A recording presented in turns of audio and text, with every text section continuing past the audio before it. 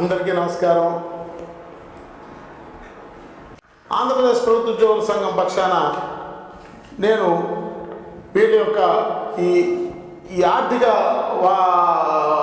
లావాదేవీల మీద ప్రభుత్వానికి వీళ్ళు గుర్తింపు సంఘంగా వాస్తవానికి రోజా రూల్స్ నిబంధన ప్రకారము సంవత్సరానికి ఒకసారి చార్టెడ్ అకౌంటెంట్ ఆడిట్ చేసినటువంటి అకౌంట్ స్టేట్మెంట్ సబ్మిట్ చేయాల్సి ఉంది. It's a mandatory obligation. మరి 2022 ఆర్థిక సంవత్సరం క్యాలెండర్ ఇయర్ తాలూకు ఆర్థిక సంవత్సరం తాలూకు అకౌంట్ గవర్నమెంట్కి సబ్మిట్ చేసి జిఏడి సబ్మిట్ చేసిన దాంట్లో ఈ సేల్ ట్రాన్సాక్షన్ని రిఫ్లెక్ట్ చేశారా లేదా అని తెలుసుకోవడం కోసం ప్రభుత్వాన్ని సమాచార హక్కు చట్టం కింద అడిగితే ఇది థర్డ్ పార్టీ ఇన్ఫర్మేషను మా సమాచారం ఎవరికి ఇవ్వద్దు అంటూ వీళ్ళు ప్రభుత్వానికి లేఖలు పెట్టిన దృష్ట్యా ప్రభుత్వం నాకు ఆ సమాచారం ఇవ్వలేమని చెప్పి సమాధానం ఇచ్చినటువంటి విషయాన్ని ఈ సందర్భంగా మీ దృష్టికి తీసుకొస్తాం. ఇక ఇది పరిస్థితి.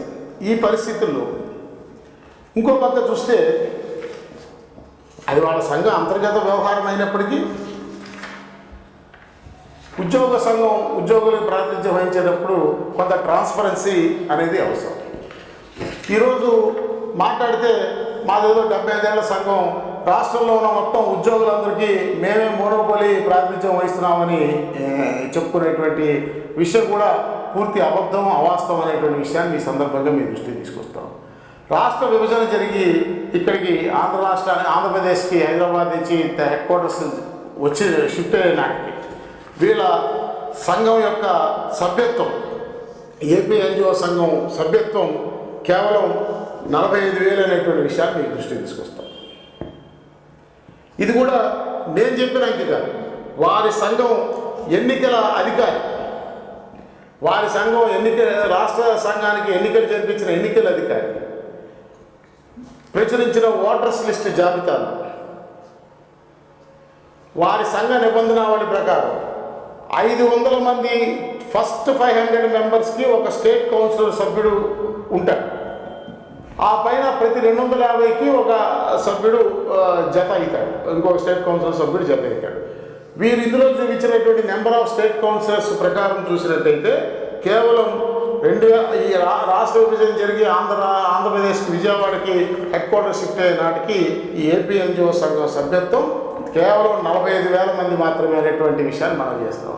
ఆ రోజుకి ఆంధ్రప్రదేశ్లో ప్రభుత్వ ఉద్యోగుల సంఖ్య 5 లక్షల మంది.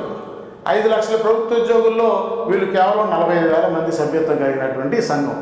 ఆదాయం ఉంది, ఆస్తులు ఉన్నాయి కాబట్టి మా పురాతన కాలం నుంచి ఉన్నామని చెప్పి మా తాతలు నేర్పు తాగారు, మా మూతులు వాసన చూడనట్టు మేము పెద్ద సంఘం అని చెప్పుకునే ఈ డాంబికాలు వీళ్ళ డొలతనాన్ని మీకు దృష్టికి తీసుకొస్తావు. ఇక అంతర్గత ప్రజాస్వామ్యం లేకపోవటం వల్ల వాళ్ళ సంఘంలోనే వాళ్ళే సరిగ్గా ఎన్నికలు నిర్వహించుకోకపోవటం వల్ల వాళ్ళే ఈ అక్రమాల, ఇప్పుడు నేను చెప్పినది కర్నూలు ఆదోని విషయంలో రికార్డు మీద ఉంది. వాళ్ళే ఇర్రెగ్యులారిటీస్ చేశారు కాబట్టి అక్కడ తాలూకాలకి జిల్లాకి ఎన్నికలు జరపొద్దని వాళ్ళ ఆదేశాలు జారీ చేశారు. అలాగే మరి ఇవాళ క్యాపిటల్ మన ఫైనాన్షియల్ క్యాపిటల్గా మనందరం భావిస్తున్నటువంటి విశాఖపట్నం జిల్లా కలెక్టరేట్లో పురాతనమైనటువంటి ఎన్జిఓ హోము, అతిపెద్ద ఎన్జిఓ హోము, రాతి కట్టడంతో ఉంటుంది. అది ఉమ్మడి మద్రాసు రాష్ట్రంలో ఆయన ఎవరో ఫారెస్ట్ డిపార్ట్మెంట్ సంబంధించిన జగదీష్ అయ్యర్ గారు ఎవరో దాని వ్యవస్థాపకుడు, ఆయన ఫోటో కూడా ప్యాట్రియాక్ట్ ఫోటో కూడా ఆ ఒక్క భవనంలోనే అందుబాటులో ఉంటుంది. మరి అక్కడ ఎన్నికల్లో ఇర్రెగ్యులారిటీస్ జరిగినాయని ఈ షాపులు దాదాపు 15-18 షాపులు అద్దెలు లెక్కలు చెప్పలేదని దాని స్టాట్యూటరీ ఎంక్వైరీ చేసి statutory enquiry officer cooperative department statutory enquiry officer ఇచ్చిన నివేదిక ఆధారంగా అక్కడ ఉన్నటువంటి వాళ్ళ సభ్యులే అక్కడ జిల్లా కోర్టుకి వెళ్తే సివిల్ కోర్టుకు వెళ్తే ఆ ఎలక్షన్ని ఇంజక్షన్ ఇవ్వటం. ఈ రోజు కూడా 2021 నుంచి నేటి వరకు ఆ జిల్లాలో ఏ తాలూకాకు కానీ జిల్లాకు కానీ ఎన్నికలు జరిగినటువంటి లీగల్గా లీగల్ వ్యాలిడేషన్గాతో ఎన్నికలు నిర్వహించబడలేదనేటువంటి విషయాన్ని ఈ సందర్భంగా మీ దృష్టికి తీసుకొస్తాను. అందువల్లనే ఈ సంవత్సరం బదిలీల్లో కూడా ప్రతి సంవత్సరం అక్కడ బదిలీల్లో జిల్లా కలెక్టర్ గారు ఈ ఏపీ ఎన్జిఓ సంఘం ఆఫీస్ బ్యారర్స్కి మాత్రం ప్రివిలేజ్ వర్తించదని ఇంటర్నల్గా జిల్లా స్థాయిలో డిఫరెంట్ అన్ని డిపార్ట్మెంట్ల హెడ్స్కి కమ్యూనికేషను ఇస్తున్నటువంటి పరిస్థితి. అలాగే ఈ ఆఫీస్ బేరర్స్ విషయం ఎప్పుడో పూర్వం మనకు సౌలభ్యం ఇచ్చింది ప్రభుత్వం. ఏమని ఈ ఇందాక నేను చెప్పిన 90ల దశకంలో ఆస్తులు ఇచ్చినట్టు 90ల దశకంలో మనకు ఒక గ్రీవెన్స్ రిడ్రెసల్ మెకానిజం ఏర్పరిచినట్టుగా మనం పనిచేసుకోవడానికి ఎవరైతే సంఘంలో పనిచేస్తారో కంటిన్యూటీ ఉండాలన్న ఉద్దేశంతో ఇష్యూస్ పర్సుయేషన్ ఫాలోఅప్లో కంటిన్యూటీ ఉండాలన్న ఉద్దేశంతో ప్రభుత్వం ఎక్కడ ఎన్నికైన వాళ్ళు అక్కడే కనీసం 6 సంవత్సరాల పాటు ఉండేలాగా వెసులుబాటు కల్పిస్తూ మనకి ప్రివిలేజ్ ఇవ్వడం జరిగింది. కాలం నడుస్తున్న కొద్దీ ఆ ప్రివిలేజ్ కోసమే సంఘం నడిచేటువంటి పరిస్థితికి వచ్చింది. బదిలీలు అంటే ప్రతి సంవత్సరం బదిలీలు టైంకి అదొక పెద్ద ప్రహసనం, అది మరో వ్యాపారం. ఆ సర్టిఫికేట్లు 3 సంవత్సరాల కాల పరిమితికి బాడీ ఎక్కడా స్పష్టం ఉండదు. ఒక్కో సంవత్సరం ఎవరు బదిలీ పరిధిలోకి వస్తే వాళ్ళు ఆఫీస్ బేరర్ని సర్టిఫికేట్లు ఇచ్చేటువంటి పరిస్థితులు తలెత్తాయి. దానివల్ల చాలామంది కామన్ ఉద్యోగస్తులు భార్య భర్త స్పౌస్ కేసుల్లో ఆడపిల్లల్ని చంటి పిల్లల్ని చంకలో వేసుకుని ఉమెన్ ఎంప్లాయీస్ మా హస్బెండ్ ఉన్న దగ్గరికి మాకు ట్రాన్స్ఫర్ రాదా, మేము ఎప్పుడు రూరల్ ఏరియాలోనే పనిచేయాలా, మాకు అర్బన్ ఏరియాలో పనిచేసే అవకాశం రాదా, హెల్త్ గ్రౌండ్స్లో ఇంకో దాంట్లో కూడా అవకాశం రాకుండా ఎంతసేపటికి ఆఫీస్ బేరర్స్ అక్కడ ఓ దగ్గర పాతుకుపోతూ ఉన్నారు అనేటువంటి విషయం గగ్గోలు పెడుతున్న విషయం మనందరికీ కూడా తెలుసు. గత ప్రభుత్వం అప్పుడు ఈ 14-19 మధ్య రాష్ట్ర విభజన తర్వాత హైదరాబాద్ నుంచి విజయవాడకి సచివాలయం షిఫ్ట్ అయిన తర్వాత ఆనాటి గౌరవ ముఖ్యమంత్రి గారు పెద్ద మనసు చేసుకుని ఆ రోజు ఉన్నటువంటి ఏపీ ఎన్జిఓ సంఘం నాయకులు ఏం కోరారంటే, అయ్యా మీరు సడన్గా రాష్ట్ర విభజన జరిగింది, మేము ఆల్రెడీ ఎన్నికలు జరుపుకున్నాం, ఇప్పుడు కొంత ఇమీడియట్గా ఈ సమైక్యాంధ్ర ఉద్యమం తర్వాత మేము ఎన్నికలు జరపడానికి ఇబ్బంది వచ్చింది. మా ఆఫీస్ బేరర్స్ అందరికీ ఇట్ ఈస్ ఆన్ రికార్డ్. ఆనాటి ఏపీ ఎన్జిఓ సంఘ రాష్ట్ర అధ్యక్షుడు గౌరవనీయులు కామ్రేడ్ పి అశోక్ బాబు గారు ప్రభుత్వానికి లిఖితపూర్వకంగా చేసిన అభ్యర్థన ఏంటంటే, మా సంఘంలో అన్ని స్థాయిల్లో ఆఫీస్ బేరర్స్కి 6 సంవత్సరాల కాలం వాళ్ళ రెస్పెక్టివ్ స్టేషన్స్లో 6 సంవత్సరాలు టెన్యూర్ అయిపోయింది కాబట్టి వాళ్ళు బదిలీ పరిధిలోకి వస్తారు.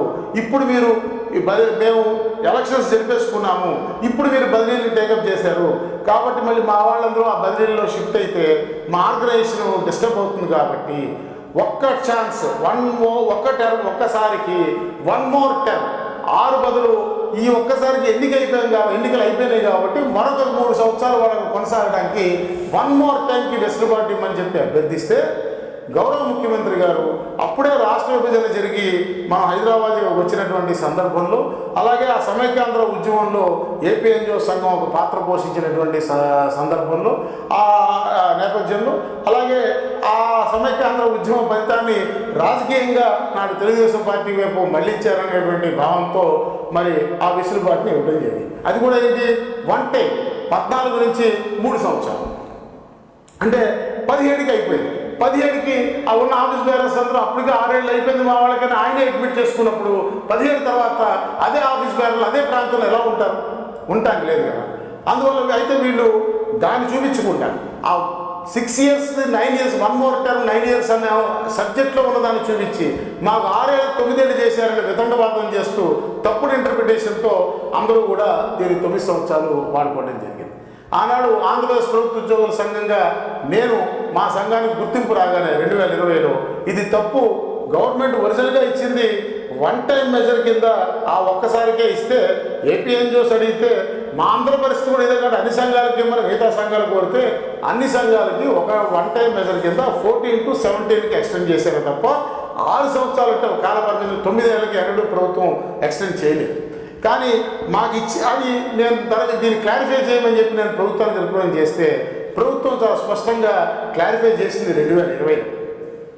ఇది ఓన్లీ 1 time మెజరు, ఒరిజినల్గా 6 సంవత్సరాలే వాళ్ళకి ప్రివిలేజ్ అని చెప్పని క్లారిఫై చేసింది. ఇక అక్కడి నుంచి అప్పటికే 19 ఎన్నికల తర్వాత ఆ అధికార పార్టీతో దగ్గరికి చేరి అంటకాగడం మొదలెట్టారు కాబట్టి మాకు ప్రభుత్వం ఇచ్చిన దాన్ని ఈ సూర్యనారాయణ దరఖాస్తు పెట్టి తీయించేశాడు అని చెప్పి రోజు నా మీద ప్రచారం చేసి ఆఖరికి పిఆర్సీ ఉద్యమం తర్వాత మీకు ఏం కావాలో అడగమంటే మాకు దాన్ని 9 ఏళ్ళు చేస్తూ ఉత్తర్వు ఇవ్వమని అడిగి దానికోసం జరగాల్సిన బదిలీ కౌన్సిల్ని 2 రోజులు వాయిదా వేయించి 6ని 9 చేస్తూ ఉత్తర్వు తీసుకున్నటువంటి పరిస్థితి. అంటే సంఘం యొక్క ప్రాధాన్యత ఆస్తులు, ఆదాయం, వాటి పరిరక్షణ, బదిలీలు, రిటెన్షన్లే తప్ప మరొకటి లేనటువంటి పరిస్థితి రాష్ట్రంలో తయారైన వాస్తవాన్ని సందర్భంగా మీ దృష్టి తీసుకొస్తా ఉన్నారు. ఇక ఇదిలా ఉంటే పోనీ ఎవరైనా ఏదైనా అందువల్ల మీరు చెప్పండి, ఇప్పుడు ఏం ఆశిస్తారు మీరు? ఎలా వాళ్ళు ప్రభుత్వానికి వ్యతిరేకంగానో ప్రభుత్వం మీద డిమాండ్ల కోసమో నిజమైన ఉద్యమ కార్యాచరణకు దిగ్గలుగుతారు? సరే, ఉద్యమ కార్యాచరణ పెద్ద పెద్ద మాటలు చాలా మాట్లాడతారు, ఉద్యమాలు చేస్తూ ఉంటారు. Event management, it's like an event management ఉద్యమ కార్యక్రమాలు కూడా నిర్వహిస్తూ ఉంటారు. ఇప్పుడు ఆయన ఆ సంఘం అధినాయకుడేమో ఆయన నేతృత్వంలోనే మీరు చూడండి ఎలా ఎలా ఎలా మాట్లాడారో మీరు చూడండి. ఆ సంఘం మీరు ప్రవేశపెట్టినటువంటి GPS విధానానికి ఏపీ ఎన్జిఓ సంఘం ఆమోదం తెలుపుతూ GPF నుంచి సొమ్ము తీసేశారంటే ఆ దొంగతనం నేనంటే టెక్నికల్ మిస్టేక్, మేము కన్విన్స్ అయ్యో మాకు చెప్పారు. ఈ యొక్క డబ్బుల్ని ఎక్కడ కూడా ప్రభుత్వ ఉద్యోగుల యొక్క GPF ఖాతాల నుంచి ₹1 కూడా దారి మళ్లించినటువంటిది లేదు. ఇది కేవలం CFMSలో సాంకేతిక లోపం వలన OPS, CPS 2 కూడా ప్రభుత్వం నుంచి డిఏరియర్స్ కింద క్రెడిట్ అయినట్టు, మరలా 2-3 మాసాల తర్వాత మళ్ళీ డెబిట్ అయినట్టు కనిపించేసరికి కొంత తీవ్రమైన ఆందోళనకు రావడం జరిగింది. ఆ ఆందోళన మధ్యన ఏంటనే విషయాన్ని మేము ఏపీజేఏసీ అమరావతి పక్షాన ఇరు జేఏసీ నాయకత్వాలు ఫైనాన్స్ ఆర్థిక ఉన్నతాధికారులతో చర్చ చేయడం జరిగింది. నిన్నంతా కూడా ఉదయం నుంచి రాత్రి వరకు కూడా దాని మీద తీవ్రమైనటువంటి చర్చ చేసి ఏంటి అసలు ఎందుకు జరిగింది, ఏ పరిస్థితుల్లో ఈ విధంగా క్రెడిట్ చేయాల్సి వచ్చింది, ఎందుకు డెబిట్ చేశారు, ఎందుకు ఉద్యోగులకు ఈ విధంగా జరిగిందన్నటువంటి విషయాన్ని చర్చించడం జరిగింది. దాని మీద వారు కూడా సాయంత్రానికి కింది స్థాయి అధికారులతో నివేదిక తెప్పించుకొని ప్రాథమికంగా ఇది ప్రభుత్వం ఉద్దేశపూర్వకంగా ఎక్కడా కూడా చేసినటువంటి తప్పు కాదని, కేవలం డిఏ అరియర్స్ని ఎక్కువ విడతలుగా ఇచ్చినందువల్ల సాంకేతిక లోపం ఏర్పడి అక్కడ బిల్లులు మేము పాస్ చేయకుండానే క్రెడిట్ అయినట్టు, మరలా ఎప్పుడైతే పాస్ కాలేదని తెలిసిందో మళ్ళా డెబిట్ చేసుకొని రెక్టిఫై చేసుకున్నటువంటి పరిస్థితి CFMSలో జరిగిందని. కంట్రోల్లో ఉంటామన్నారు సార్, కంట్రోల్లో ఉంటాం సార్, కంట్రోల్లో ఉంటాం సార్. అయినా కూడా మేము సమన్వయం చేస్తాం సార్. మేము ఇప్పుడు కలవకే ఏమని చెప్తుంది తప్పితే గవర్నమెంట్కి యాంటీకి ఏముండదు సార్. సార్ ఏముండదు సార్. ఇది సార్ పక్కనే ఉండదు సార్, గొప్పరాజు కూడా మాట్లాడతారు సార్. వద్దరు సార్. మా 2 జేఏసీల పోరాట ఫలితమే 72 డిమాండ్లు పరిష్కారం అయిపోయాయన్నారు. మేము ఊహించిన వరాలు ఇచ్చేసాడు ముఖ్యమంత్రి అన్నాడు, పాలాభిషేకాలు అన్నాడు, మళ్ళీ ధర్నా. మరి మేము ఊహించని విధంగా గౌరవ ముఖ్యమంత్రి గారు మరి ప్రధానంగా 62 సంవత్సరాలకి పదవి వివరణ పెంచడం అనేది ఎవరు కూడా అసలు మేము వెళ్ళిన చర్చలు వేరు, అక్కడ మాకు వచ్చినటువంటి స్పందన డిఫరెంట్గా ఉంది. 62 సంవత్సరాలకు పెంచారు ఉద్యోగులు, చాలా సంతోషం. మరి అదేవిధంగా మిగిలినటువంటి ప్రధాన సమస్యలు మా యొక్క CPS రద్దు మీద టైం లైన్, అంటే ఒక జూన్ 30 దాకా పెడుతూ టైం లైన్ ఇస్తూ ఆ టైం లైన్ ప్రకారం అది పరిష్కరించాలని చెప్పండి. ముఖ్యమంత్రి గారు ఇప్పుడు సార్ చెప్పినట్టుగా అనేక బెనిఫిట్స్ మీకు ఇస్తున్నటువంటి పరిస్థితి ఏ విధంగా భావిస్తారు? ముఖ్యంగా ముఖ్యమంత్రి గారి చేతికి ఎముక లేదు అని చెప్పుకునేటువంటి దానికి నాందిగా 61 సంవత్సరం తెలంగాణ గవర్నమెంట్ రిటైర్మెంట్ వయసు ఇస్తే 62 సంవత్సరాలు ఇవ్వటం అనేది భారతదేశ చరిత్రలో ఇది ఒక రికార్డుగా మనం చెప్పుకోవచ్చు. గతంలో ముఖ్యమంత్రి వైఎస్ రాజశేఖర రెడ్డి గారు 2 PRCలు ఇచ్చి ఉద్యోగుల యొక్క మనసును చొరగొంటే ఈ ముఖ్యమంత్రి గౌరవ జగన్మోహన్ రెడ్డి గారు 62 సంవత్సరాలు మరి రిటైర్మెంట్ వయసును పెంచి ఎంప్లాయీస్ యొక్క మనసుని చొరగొన్నారు. అయితే ఇప్పటి వరకు మరి 7 DAలు పెండింగ్ ఉన్నటువంటి అంశాన్ని కూడా పరిగణలో తీసుకొని ఒక్క DA కూడా పెండింగ్ లేకుండా అన్ని DAలు మరి ఈ నెల జీతంతో ఇస్తామని చెప్పడం అనేది ఇది చరిత్రలో ఒక రికార్డు కింద చెప్పుకోవచ్చు.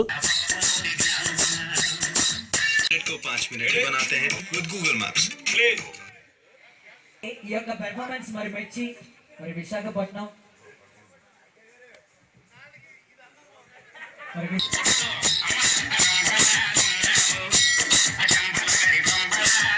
को 5 मिनट बनाते हैं विद गूगल मैप्स.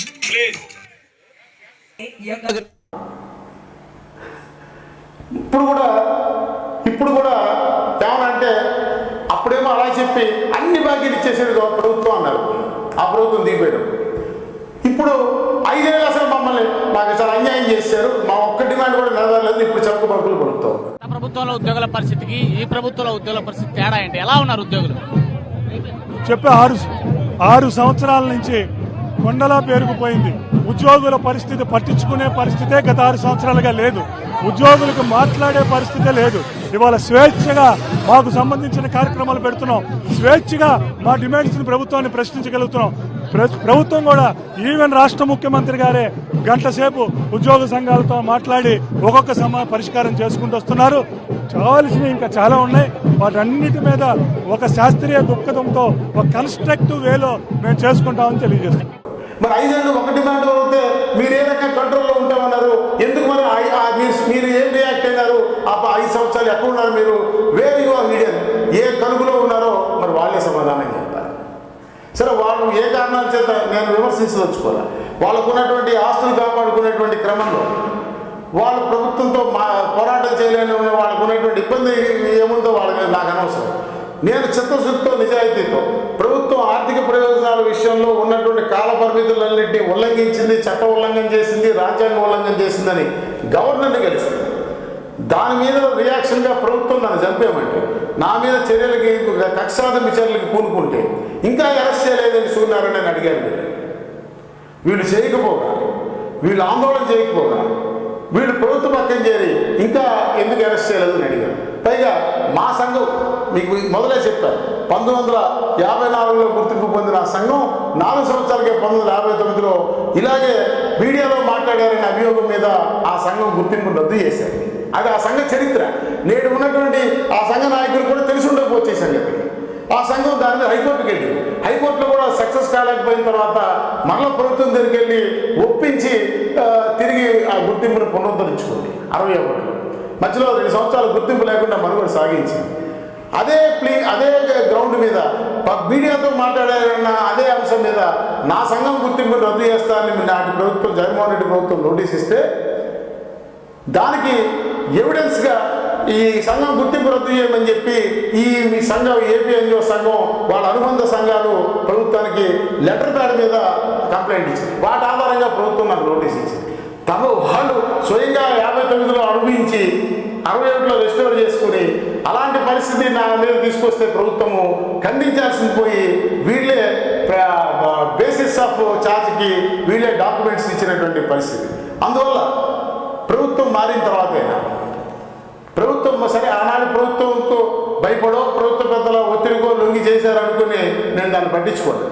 సరే, అది ప్రభుత్వం మారిన తర్వాత ఆ సంఘంలో నాయకత్వం మారిన తర్వాత సరే వచ్చిన నాయకత్వం అయినా విజ్ఞతతో వ్యవహరిస్తుందని మరి మీరు ఇలా ఇచ్చారు, దీన్ని కట్టుబడి ఉంటారా?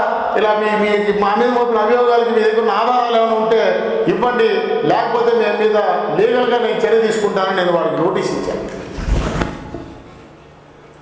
ఇస్తే వారి ప్రస్తుత నూతన నాయకత్వం కూడా మేము ఆనాడు మా నాయకులను చేసిన అభియోగాలకు మేము కట్టుబడి ఉన్నామని చెప్పి మీరేం చేస్తారో చేసుకోవచ్చు అని చెప్పి నాకు తిరిగి జవాబు ఇచ్చారు.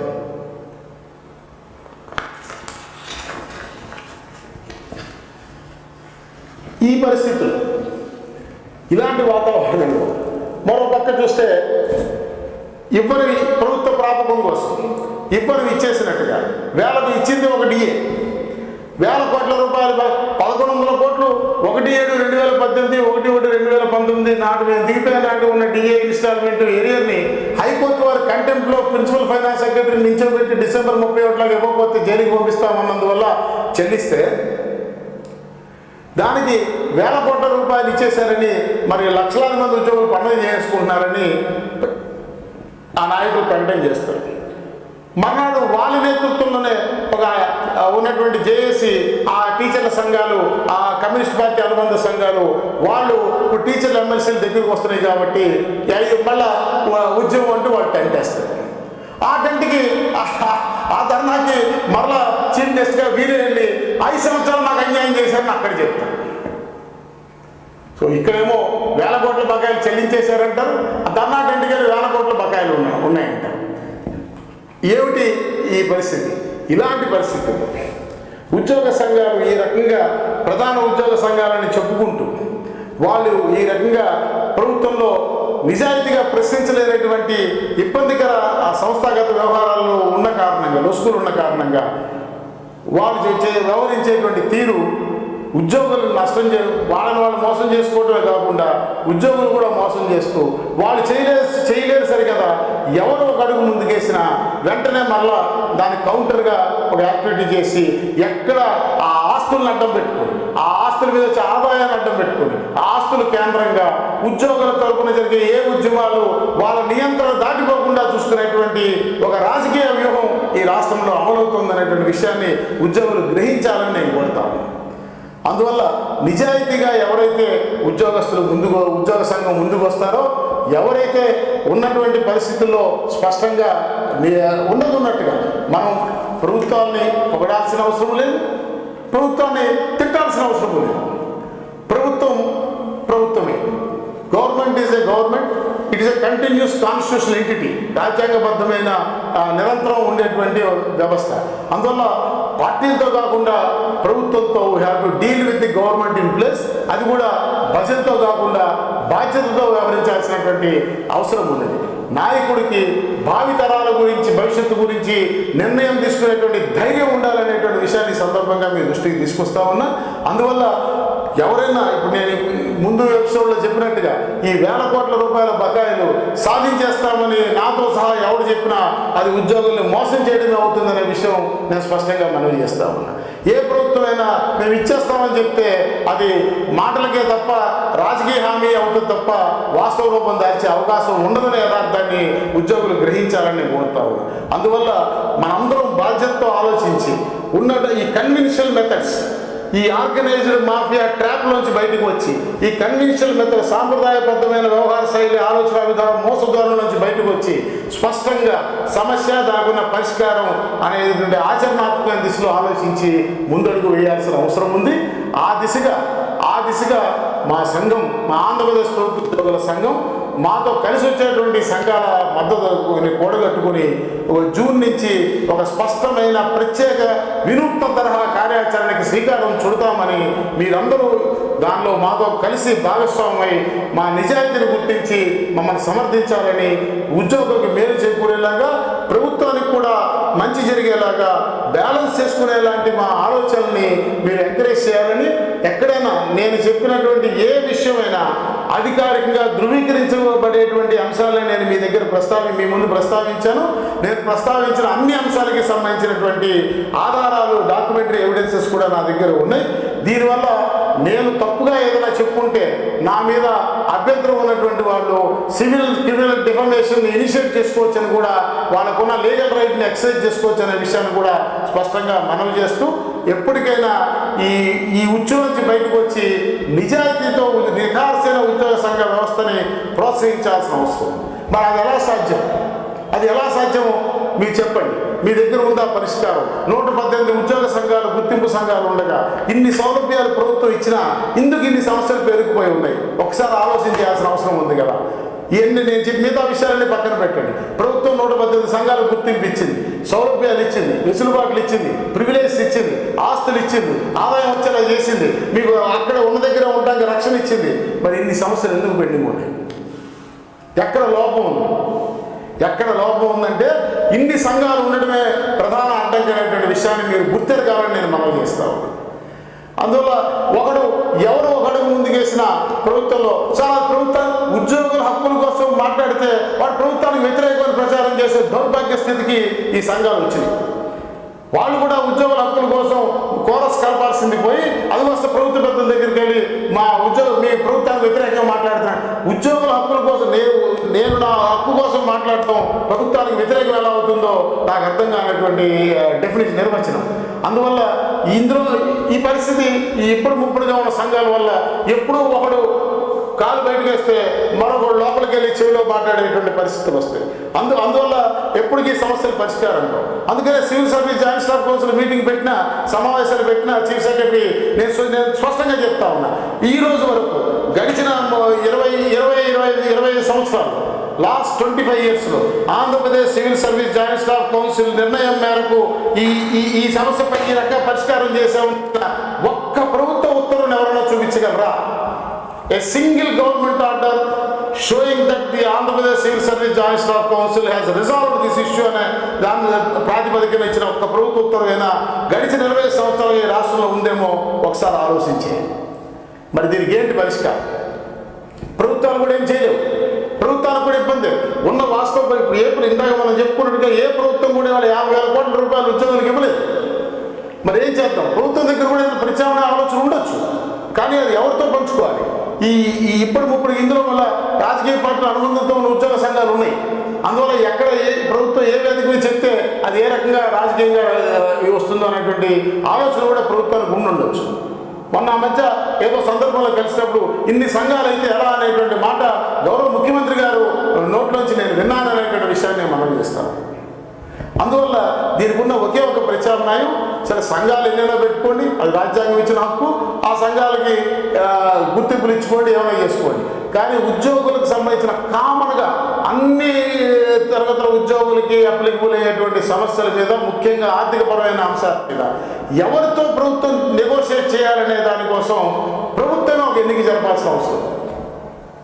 ఈ మారిన ఆధునిక టెక్నాలజికల్ యుగంలో ఎవ్రీ ఎంప్లాయీ ఒక పేడే రోజు వాడు కూర్చున్న చోటు నుంచి ఆన్లైన్లో వాడి చాయిస్ ఆఫ్ అసోసియేషన్ ఏంటో, వాడి చాయిస్ ఆఫ్ లీడర్షిప్ ఎవరో ఇండికేట్ చేయమని చెప్పడం, దాన్ని కన్సాలిడేట్ చేసి రిజల్ట్ డిక్లేర్ చేయడం, it's a matter of few hours అనేటువంటి విషయాన్ని సందర్భంగా మేము దృష్టికి తీసుకొస్తాం. సో ఆ రకంగా అది ఎవరైనా కానీ నన్ను చూజ్ చేసుకోరండి, ఇంకోటి చూజ్ చేసుకోండి, ఎవరైనా చూజ్ చేసుకోరండి. ఉద్యోగుల తరఫున ఎన్నిక కాబట్టి నెగోషియేట్ చేయడానికి ఆథరైజ్ కాబడినటువంటి సంఘానికి, నాయకుడికి ఆ నెగోషియేట్ చేసే దగ్గర ఆ బార్గెనింగ్ కెపాసిటీ ఇంప్రూవ్ అవుతుందనేటువంటి విషయాన్ని సందర్భంగా మీ దృష్టికి తీసుకొస్తా ఉన్నా. అంతేగాని ఇన్ని డొల్లలు లోపల పెట్టుకుని నెగోషియేట్ చేయడం అంటే ఎక్కడ ఏం మాట్లాడితే ఆ ప్రభుత్వంలో కూడిన వాళ్ళకి కోపం వస్తుందో అనేటువంటి మీమాంసతో ఉన్నటువంటి పరిస్థితుల్లో ఆ నాయకత్వాలు మరి సరిగ్గా అడ్వకేట్ చేయగలవా, సరిగ్గా ఎఫెక్టివ్ బార్గెనింగ్ చేయగలవా ఒకసారి ఆలోచించాల్సిన అవసరం.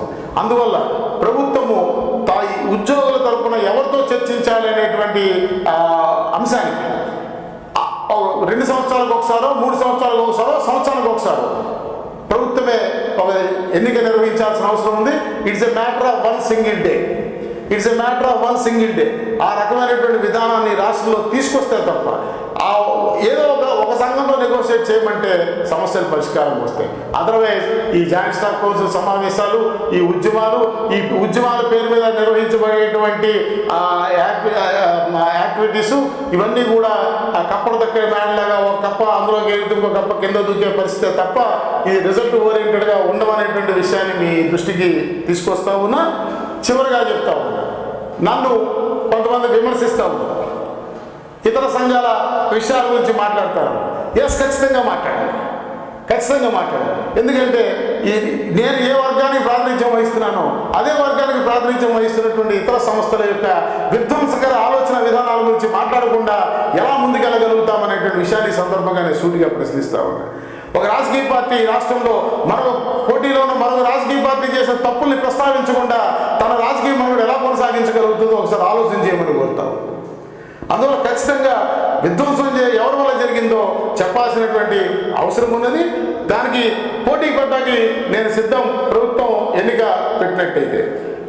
అందువల్ల మీరు అందరినీ ఒక ఘాటి కట్టేలాగా చూడటం కూడా సరైనది కాదు. ఇక ఉద్యోగస్తులు చెప్తా ఉన్నా స్పష్టంగా, there is a proverb in Hindi, जंग में जाने वाले घोड़े भारत में नाचे नहीं आते. జంగ్ మే జానే వాలే ఘోడే భారత్ మే నాశే నహీ ఆతే అని ఒక హిందీలో ప్రోవర్బ్ ఉంది. అంటే యుద్ధానికి వెళ్ళే గుర్రం భారత్లో పెళ్లి కొడుకు ఊరేగింపులో పాల్గొనడానికి రాదనేటువంటి విషయాన్ని గుర్తుపెట్టుకోవాలి. ఇలాంటి పనికి మాలిన ఆర్గనైజేషన్, ఈవెంట్ మేనేజ్మెంట్ మేనేజ్మెంట్ పేరుతో జరిగే ఉద్యమాలు కాదు. అలాంటి ఉద్యమాల్లో ఆంధ్రప్రదేశ్ ప్రభుత్వ ఉద్యోగుల సంఘం రాదు. ఆంధ్రప్రదేశ్ ప్రభుత్వ ఉద్యోగుల సంఘం నా నేతృత్వంలో ఖచ్చితంగా జూన్ నుంచి ఒక నిర్ణయాత్మకమైన ఉద్యమం దిశగా ఈ రాష్ట్రంలో ఉద్యోగ ఉపాధ్యాయ పెన్షన్ల వ్యవస్థను నడిపిస్తామనేటువంటి విషయాన్ని స్పష్టంగా మనవి చేస్తూ, ఉద్యోగస్తులు కూడా ఈ వాట్సాప్లో థమ్సప్లు పెట్టే సంస్కృతి మానుకుని ప్రతి ఒక్క ఉద్యోగి తన వంతు పాత్ర, తన వంతు బాధ్యత వ్యవస్థలో నిర్వహించాల్సినటువంటి అవసరాన్ని గుర్తెరగాలని చెప్పి మీ అందరినీ కోరుకుంటూ, నా భావాన్ని, నా ఆలోచనని అర్థం చేసుకుని ఈనాటి ఈ ఉద్యోగ సమాజం యొక్క హితం కోసం మనం పనిచేయకపోతే భవిష్యత్తులో ఇంకొక 4 ఏళ్ల తర్వాత, 5 ఏళ్ల తర్వాత ఇప్పుడున్నటువంటి నాయకులుగా చలామణి అవుతున్న వాళ్ళందరూ కూడా ఎగ్జిట్ అయ్యేటువంటి పరిస్థితి. ఇక తర్వాత ఈ రాష్ట్రంలో ఈ వ్యవస్థలో ఒక పెద్ద వ్యాక్యూమ్ ఏర్పడి ఆఖరికి ఒక డైరెక్షన్లెస్గా అయిపోయే పరిస్థితి, ప్రమాదం వచ్చే అవకాశం ఉంటుంది. కాబట్టి ఇప్పటికైనా ఉద్యోగులు మేల్కొనాలని కోరుకుంటా ఉన్నాను.